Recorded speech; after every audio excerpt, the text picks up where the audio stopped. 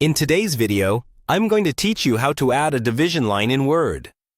A division line, sometimes called a horizontal line or separator, is a simple way to visually break up sections in your document. It can make your pages look more organized and professional, especially in reports, resumes, newsletters, or handouts. In this walkthrough, I'll show you the quickest ways to add one, and how to adjust it so it fits the style of your document.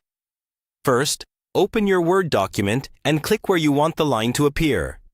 This is important because Word will insert the line exactly at your cursor's position. If you're separating two paragraphs or sections, place your cursor on a blank line between them, so the line doesn't interfere with your text. One of the fastest methods is to use Word's built-in shortcut characters. On a new line, type 3 hyphens in a row and then press Enter. Word automatically converts those 3 hyphens into a simple horizontal line that stretches across the page. If you want a bolder line, type 3 underscores instead, and press Enter. For a double line, type 3 equal signs and hit Enter. These are handy because they're quick, and you don't have to search through any menus. If that doesn't work, it may be that the automatic formatting option is turned off. In that case, or if you just want more control, you can insert a line using the menu. Go to the Home tab, then look for the Borders button in the Paragraph section. Click the small arrow next to it to open the menu, and choose Horizontal Line. Word will drop a line where your cursor is. Once the line is in place, you can customize it.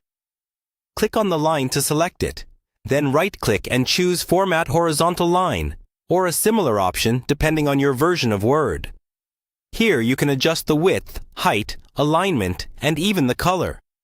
For example, you might want a thinner, light gray line for a subtle look, or a thicker, darker line to clearly separate major sections.